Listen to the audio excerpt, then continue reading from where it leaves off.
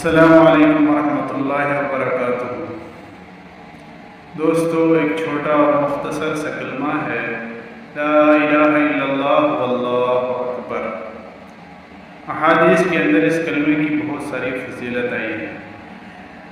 سیدنا ابو درداء رضی اللہ عنہ نبی کریم صلی اللہ علیہ وسلم کا ارشاد نقل فرماتے ہیں کہ جو بندہ ایک مرتبہ لا الہ الا اللہ واللہ اکبر کہے، اللہ تعالیٰ اس کے بدن کا چوتھائی حصہ جہنم سے آزاد کر دیتے ہیں، اور جو اسے 2 مرتبہ کہے، اللہ تعالیٰ اس کے بدن کا نصف حصہ جہنم سے آزاد کر دیتے ہیں۔